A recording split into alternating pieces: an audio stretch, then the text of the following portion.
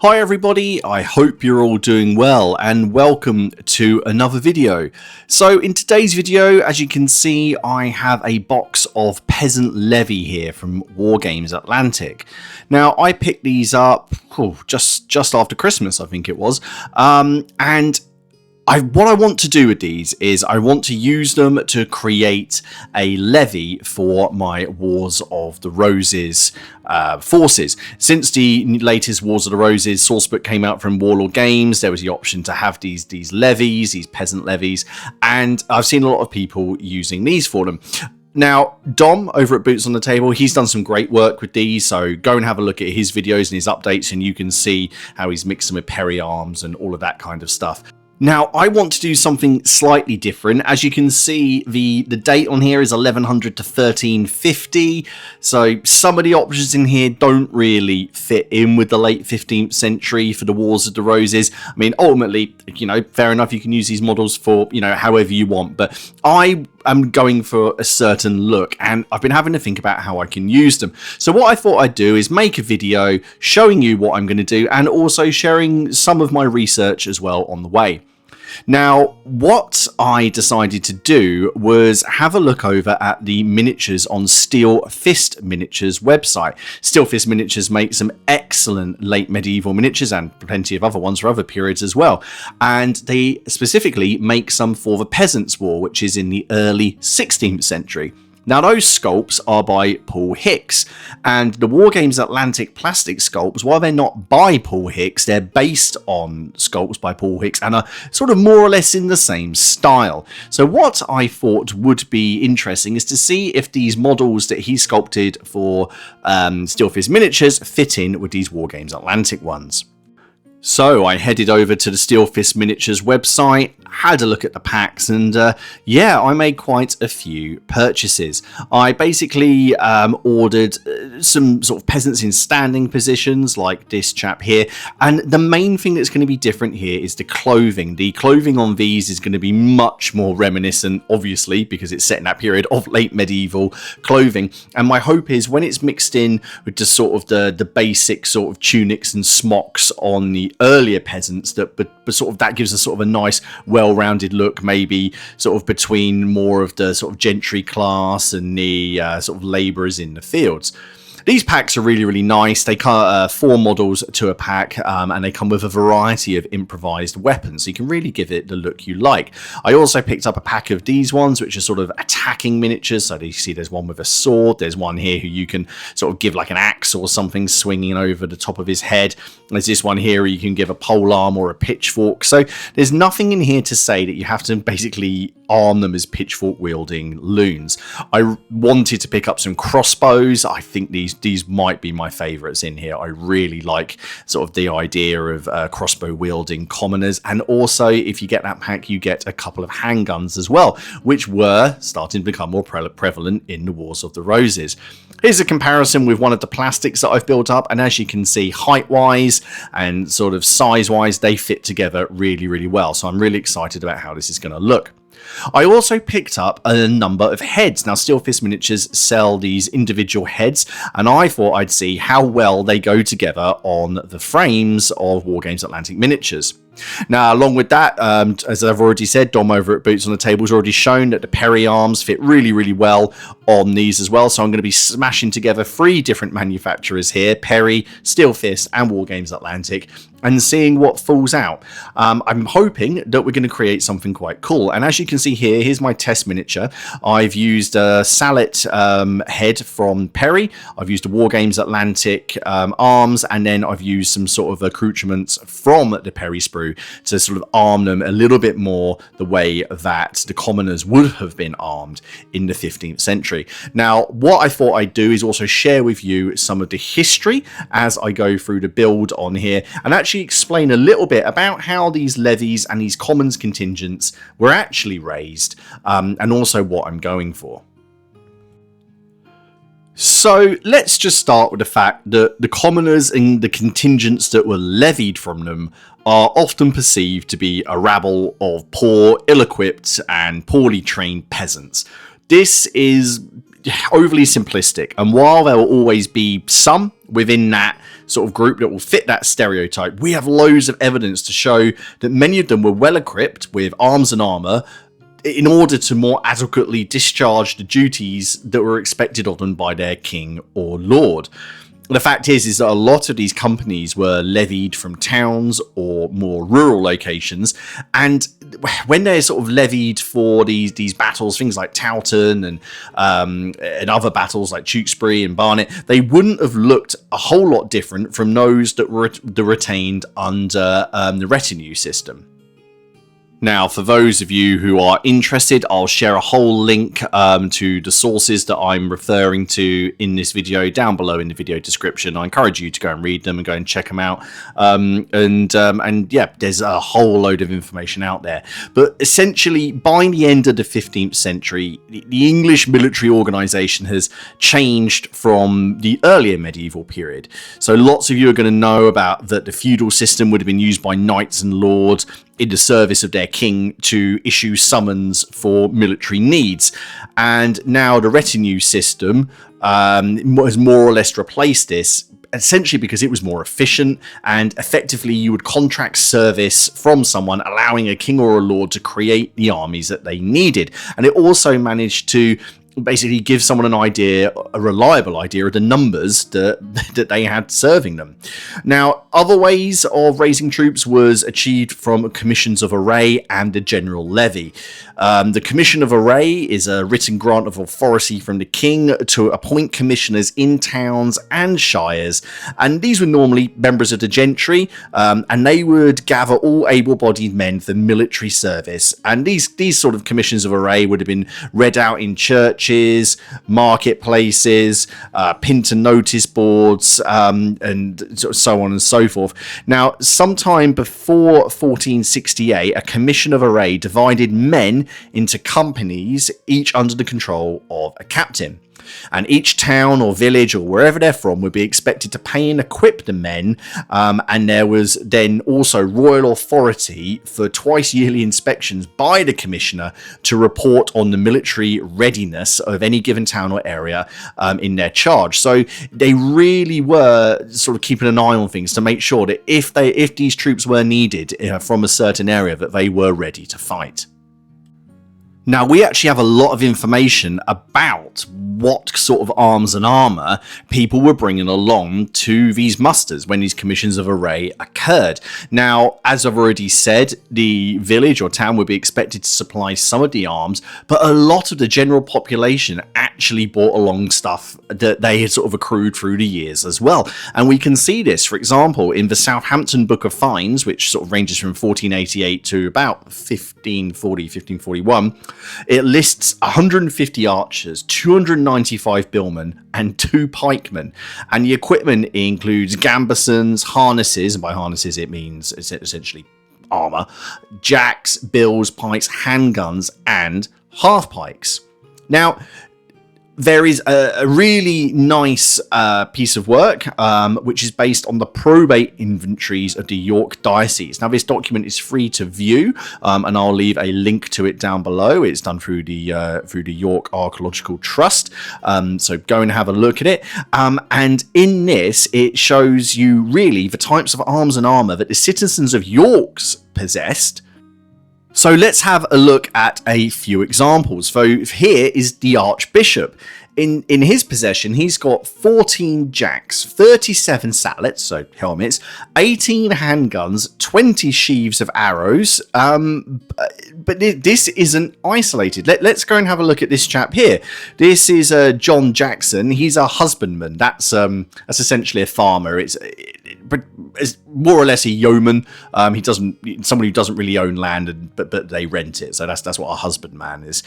If we have a look here at the probate list, if we go down to the aula, which is essentially the hallway, we can see in here that along with some cushions and some stools, that there was a sallet, a bow with a dozen arrows, a Carlisle axe, a pike, and a pike staff. So this chap was armed and ready to see some action as well. But let's have a look at this one here. I mean, this chap here, he had a folding table with a counter chest of spruce, a little cupboard of the same, then he had 5 old battle axes, 3 Normandy bills, 2 broken bills, and an old worn sallet. Why he needed 5 old battle axes, I don't know, but these arms would all have been contributed to what was available to the levies and to these contingents when they were marshalled. Now, there are going to be times that towns were attacked or villages were attacked, and there wouldn't be time to equip all these men for war. Now, that's kind of the look that I'm going for at the moment. There are some specific actions that I want my troops here to basically depict, such as the attack on Dunstable just before the Second Battle of St Albans, or Jack Cade's rebellion when he's marching on London, or you've got the Londoners actually fighting back against Jack Cade. You've got the defence of London against the bastard of Falkenberg. So you're going to have all these various arms and armour, and that's the look I'm going for here. When the levies are called and when they're going out into the field, as I've already said, they're not going to look a whole lot different from the sort of bill and bow armed units that, you know, we're pretty used to seeing in the miniature armies. Now, the final thing I really need to talk about is the retinue system. Now, retinues were the other major method of raising troops for English kings in the late medieval period, and essentially what you're doing there, you're contracting people to be ready to fight for you in return for your good lordship, and these troops would be expected to be better equipped. These would be the livery guys. They'd have all that nice sort of sashes and maybe the better equipment and have more of a uniform look. But we do have evidence of what these guys were bringing along as well. So if we have a look here, George, Duke of Clarence, who was brother of Edward IV, as a lot of you will know, when Edward was getting ready for his invasion of France in 1475, the Duke of Clarence, George, his retinue included 120 men-at-arms and 1,000 archers. But we can actually go into the records and we can see that John Archer, Esquire, who was contracted to serve the Duke of Clarence, who was one of his men-at-arms, he brought along 3 archers, and then they were sort of made up into this overall company of men. Now, you can read a whole lot more about this in books by Mike Ingram, and by there's a really, really good article by Randall Moffat, which I'll leave a link to down below if you're interested in all of this.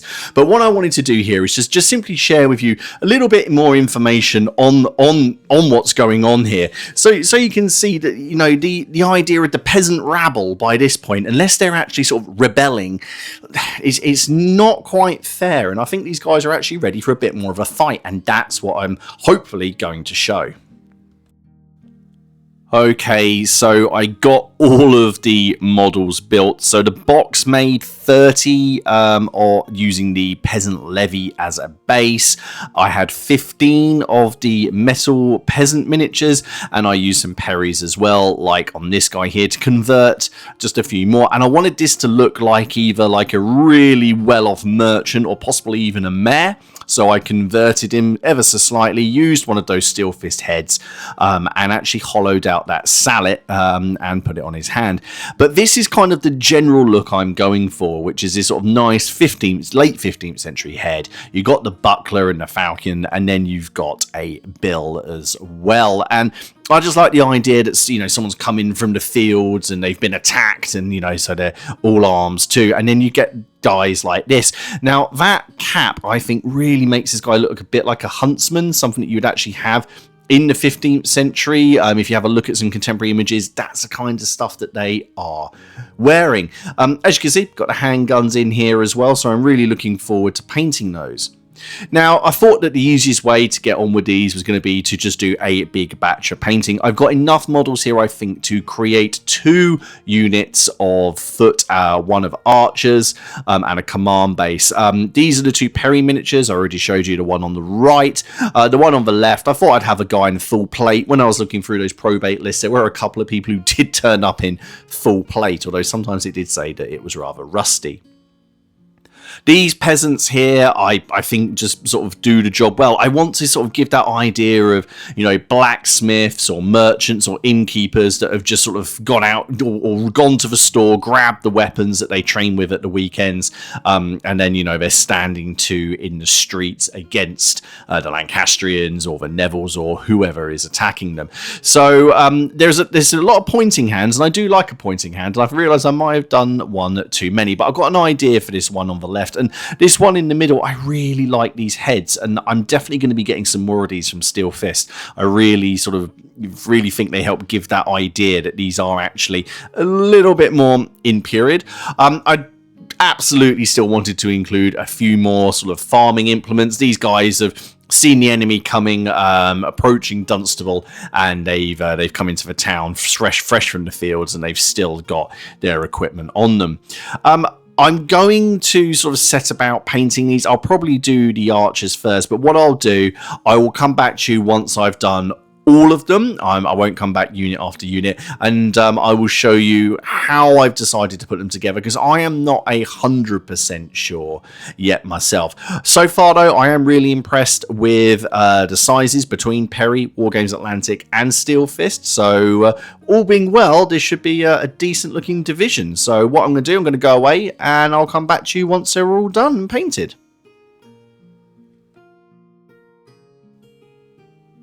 Okay, so here we are. They are all done, and I managed to get them all on the turntable. A little bit of blue tack here and there, but hopefully they'll stay on it. That took about 2 weeks in all, while I was working on other things as well. Now, hopefully you can see that I've tried to make them nice and bright. Now, I didn't want to go into this too much, because ultimately your models, you paint them your way, but I'm trying to get away from the idea, the sort of Hollywood idea of mud and mucky peasants everywhere. You know, if you have a look again at some contemporary art, these guys were nice and colourful, and, you know, if they could afford clothing that had a bit of colour in it, they would wear it. If you look at the art, the contemporary art, you can see reds and blues and oranges. Of course, there's still going to be some, you know, grubby gits in there, but I was trying to make them the exception and not the norm. Now, I'm really pleased with how these crossbowmen have come out, and these ones here, I wanted these guys to look like they had a bit more money. Perhaps they're quite wealthy servants of, you know, some of the gentry, maybe like a burgher in a town, or you know, a mayor. And this chap here with the salad, this is pretty much one of the sort of the basic guys I was going for. I've tried to keep everything simple. I've only gone for sort of basic washes and highlights. I haven't done anything too adventurous. There's a couple of them you'll notice that I've added maybe some extra highlights on the skin, and that's just because I'm going to put them in sort of more dynamic positions on the bases, and so they're sort of like going to draw the eye. But the majority of them have just been a sort of a base coat wash, and then a couple of like spot highlights, and that's about it. I had a lot of fun doing these. Certainly doing them batch painting made things a lot easier. I've snuck in the handguns, which at one point I was umming and ahhing about, because they do look a lot later than everything else, but I think once they're mixed in with the rabble, then you're not really going to notice them. And I quite like that idea that, you know, you've either got some strangers in town, or, you know, these guys who have been to the continent, they fought in the wars abroad, and they brought a handgun back with them, so they brought that along to the levy. So here is my sort of unit of archers. Now, the first thing you may notice is, yes, I've added cobbles to the bases. For a basing scheme for all of these, I wanted the idea that maybe they were sort of on the edge of a town, as they're meant to be sort of, you know, a town levy, or maybe near a road, or on a sort of a manky marketplace or common. So using some millput and a roller, I created sections of paving, which I could then sort of peel off. I did it onto some plastic, and then just put them on the base, and I'm really chuffed with how it's come out, to be honest. As you can probably see, I've used pigments and sort of ground in the dirt. These two are probably my favourite out of the archers. You've got that mix of the Perry head and the Steel Fist head. You've got this one guy at the back, maybe he's a bit more experienced. He's pointing out one of the enemy to the one who I think looks a bit like a huntsman, and they're gonna have a bit of a shot at him, while the other three are actually trying to fire with the rest of their company at the oncoming enemy. Well, that's how I sort of feel about it anyway. As I say, hopefully, as you can see, lots of colour, which is what I wanted on this base as well. You know, lots of pointing going on. Maybe I wouldn't make so many pointing. They seem to spend most of their time pointing at where the enemy is rather than shooting at it. Mixed in a Perry guy in a brigandine on the backs there, just again to look like someone who's got a little bit more money. He's a bit better equipped, even though he turns up to the muster. He wants to keep that armor for himself, and I couldn't resist using the chap giving the 2 fingers to the enemy, and also someone blowing a horn, because it's either a warning or it's a call for orders.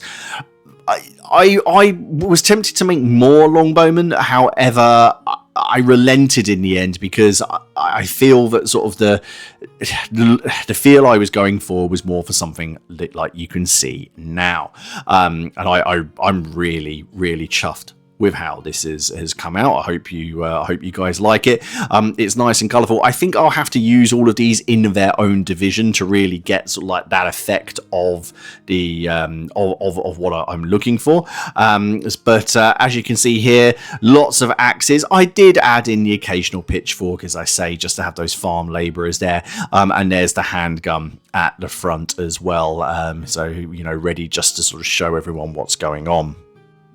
The majority of the paints that I've used here are contrast paints, and then I tend to use AK paints to sort of do the highlighting.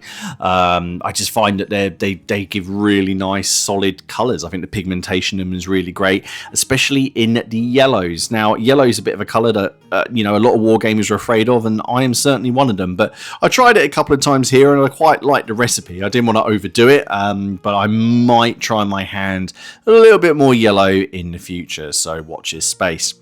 As you can see, a little bit more cobbling on the bases there. And I just really like the poses. I really like this chap at the front from the Peasants' War set. He's one of the metals.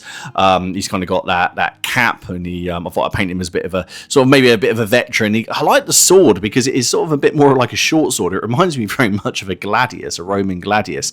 But I really feel that the heads have set them apart. Now, obviously, these are still not going to be 100% accurate to the period. I've kind of mashed together stuff from the sort of late 15th century, early 16th century together with stuff from the 13th century, and then hopes that it sort of comes out looking all right in between.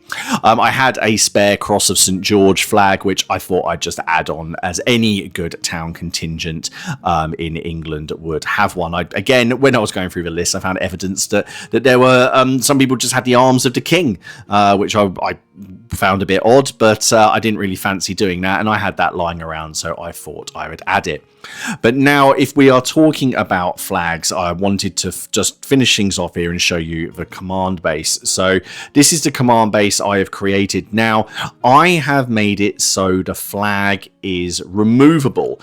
I intend on making quite a few flags, and I wanted them to basically be able to represent town contingents from different towns depending on what battle I needed. So after some research, quite a lot of research and digging and contacting various people and getting no replies and then getting some replies, I basically found that a conjectural design for the town of Dunstable, and I got in touch with my friend Samir, who did some flags for me previously, and he did that awesome design for me, and yeah, I've started really enjoying getting some custom flags made. So as you can see, it just pops in there. So here is the mayor of Dunstable, or maybe even a bishop or a cleric, as he's come out to defend his town. He's bought his servant who's got a crossbow, and they have the town flag there.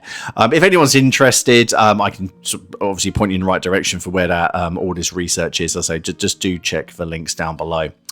Anyway, here it is. Here is the whole sort of levy contingent together, and I'm really pleased with them. I think they're going to look very, very cool on the battlefield, depending on who they are depicting. I am very, very tempted to do a Jackcade action, especially something on London Bridge or the defence of London against the bastard of Falkenberg.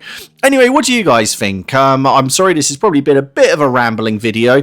I'll be sort of back doing some more battle reports and other project updates soon, but I thought it was about time I did something more for the Wars of the Roses, and as I've been working on this for a while, I really did want to log it and share it with you, so I hope you enjoyed it. I really cannot speak highly enough of the Steel Fist miniatures. They are awesome. They go together really well with the War Games Atlantic ones and with the Perrys. I think we already knew they went well with Perrys, but if you want to get them and use those little conversion bits and the dollies and everything that they make so you can use your spare arms, go for it, because I really think that they've added a lot of character to these already very characterful models.